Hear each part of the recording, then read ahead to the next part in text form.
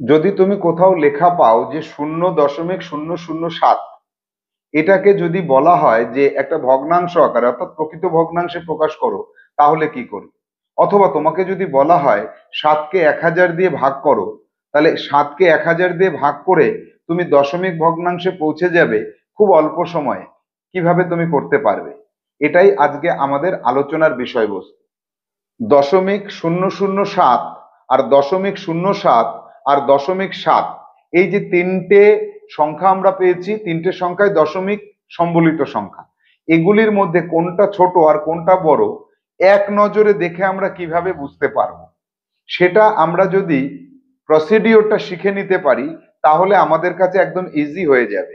তাহলে আজকে আমরা শিখবো সেই ছোট থেকে বড় কেমন দশমিক সম্বলিত সংখ্যা কিভাবে নির্ণয় করতে হয়। দুটো দশমিক ভগ্নাংশের মধ্যে কোনটা ছোট কোনটা বড় খুব অল্প সময়ের মধ্যে নির্ণয় করতে পারলে আমরা আমার গণিত বইয়ের অনেক সমস্যার সমাধান করতে পারবো easily. Hello students, welcome to Saha institute. পঞ্চম শ্রেণীর আমার গণিত বইয়ের সমাধান করব 144 এবং 145 নম্বর পৃষ্ঠা। এখানে যে সমস্যাগুলি আছে আমরা বইয়ের পাতায় চোখ রাখবো এবং আমরা তার সমাধান কৌশল শিখে নেব। তারপর থাকবে HW।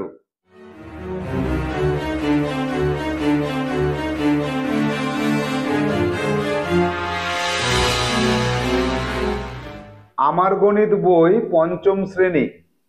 পঞ্চম শ্রেণীর আমার গণিত বইয়ে আমরা আজকে ক্লাস করব।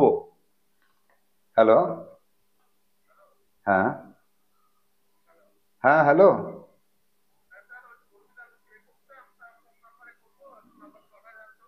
ওই কিসের নতুন অ্যাডমিশন? হ্যাঁ, আদিলের এই নম্বরেই করেন। হ্যাঁ হ্যাঁ হ্যাঁ হ্যাঁ হ্যাঁ হ্যাঁ, ঠিক আছে। হ্যালো, আমার গণিত পঞ্চম শ্রেণী, পৃষ্ঠা নম্বর 144 থেকে 145। তো আজকে আমাদের আমার গণিত বই থেকে 44 নম্বর ক্লাসে আমরা রয়েছি। এখানে আমরা দেখব যে সমান 1000টা ঘরে যদি ভাগ করা হয়, তার মধ্যে কয়েকটা ভাগকে যদি নেওয়া হয়, যেমন ধরো 1000টা ঘরের মধ্যে থেকে 5টা ভাগকে যদি আমরা নিয়ে নিই, তাহলে তাকে আমরা বলবো 5/1000 অংশ, এই কথাটা বলবো।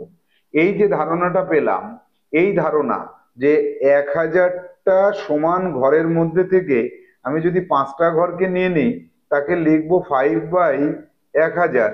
এই ধারণার প্রয়োগ করে আমরা কতগুলি সমস্যার সমাধান করব।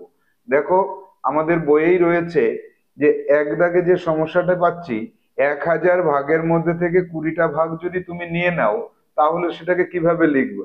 সেটাকে লিখবো 20/1000, এইভাবে লিখবো। আর তারপরে দুই দাগে যেটা পাচ্ছ, সমান 1000 ভাগের মধ্যে 25 ভাগ যদি নাও, তাহলে কিভাবে লিখবো? তাহলে এখানে আমরা 20/1000 উপরেরটাই লিখেছিলাম, ঠিক সেরকম এখানে 25/1000 এটাকে লিখবো। আর যদি পরেরটাই পাই সমান 100 ভাগের 67 ভাগ, তাহলে লিখবো 67/1000। এবার এটাকে কিভাবে লেখা যায়? তো এইখানে চলে আসো, এই জায়গাটায় চলে আসি আমরা, যে 20ভাগটাকে যদি 1000 দিয়ে ভাগ করা হয়, তাহলে আমরা কি করব? 20-র ডান পাশে দশমিক আছে ধরে নিয়ে, এখানে শূন্য আছে একটা দুটো তিনটে, 3 ঘর বাম দিকে দশমিককে সরিয়ে দেবো। এখান থেকে 1 ঘর 2 ঘর 3 ঘর, 3 ঘর হচ্ছে না বলে একটা শূন্য দিয়ে দশমিক দেবো। অর্থাৎ দশমিক বিন্দুকে বাম দিকে সরাতে হবে, একের পরে যে কটা শূন্য আছে সেই কটা। তাহলে আমরা এইখানে এই 20/1000 যেটা আছে এটাকে কি লিখতে পারি? এটাকে লিখতে পারি 0.20। আবার 25-এর আগে যদি 0.3 ঘর আসে, তাহলে আমরা এই জায়গাটায়, এটা লেখা ভুল হয়েছে, 0.020। আবার 25-এ লিখতে হবে 0.025। আবার 67-তে লিখতে হবে 0.067। এই যে যে আমরা লিখলাম, এটাকে এবার যদি আমরা কথায় লিখি, তাহলে কিভাবে লিখবো? এখানে কথায় লিখলে লিখবো 0.020। এটাকে লিখতে হবে দশমিক, দশমিকের পরে একটা শূন্য আছে, শূন্য আছে, তারপরে একটা 2 আছে, তারপরে একটা শূন্য আছে। এইভাবে কথায় লিখতে হবে। এখানে লিখতে হবে দশমিক, দশমিক 0.25 এইভাবে লিখতে হবে। এখানে লিখতে হবে কেমন, ঠিক সেরকম 0.0 যা যা লেখা থাকবে প্রত্যেকটাকে পরপর বলে যেতে হয়, 6, 7 এইভাবে লিখতে হয়। তাহলে এই যে যে তিনটে সমস্যার সমাধান আমরা করলাম, প্রথমে কি করতে হবে, যে কয় ভাগ তাকে 1000 দিয়ে ভাগ করে দেব, তারপরে দশমিক বিন্দুকে বাম দিকে সরাবো, দশমিককে লিখে তার ডান পাশে যে যে অঙ্কগুলো আছে তাদেরকে পরপর লিখে যাব। এবার চলে যাব পরবর্তী সমস্যায়। 4 দাগের যে সমস্যাটি আছে, 4 দাগের সমস্যাটি লক্ষ্য করো। এখানে বলছে 0.089, তাহলে 0.0889, এটাকে তাহলে আমরা এখানে কিভাবে লিখবো, এই তার আগের লাইনে যদি আমাদের লিখতে হয় তাহলে লিখবো এটাকে যে 89 তার নিচে 1000 দিয়ে ভাগ করে দেব।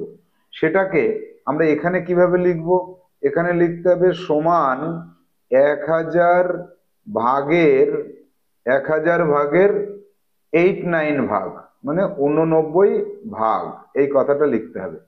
ঠিক 5 দাগের অঙ্কটা এবং 6 দাগের অঙ্কটা 0.077, অর্থাৎ 0.077 তাকে কি লিখতে হবে, 77/1000 এভাবে লিখতে হবে।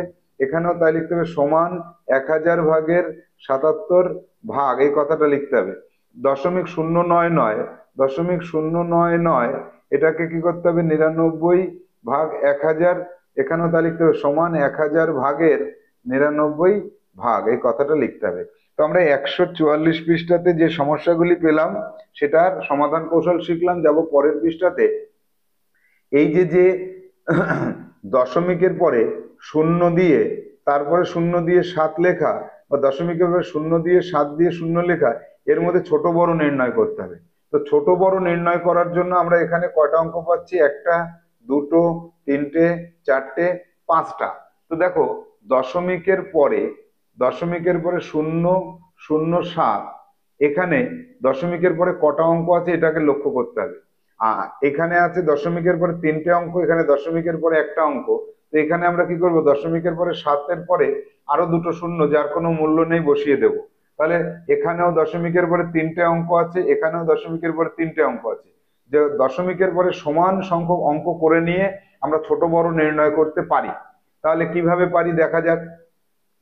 এখানে 1 দাগের যে সমস্যাটা আছে, 1-এর সলিউশন লেখো, খাতায় তোমরা লিখে নাও। 1-এর সলিউশনে আমরা কি পাচ্ছি, 1-এর সলিউশনে পাচ্ছি যে প্রথমটা আছে 0.007, এটা, আর তার নিচে আছে 0.7, সেটা সমান সমান লিখতে হবে 0.700।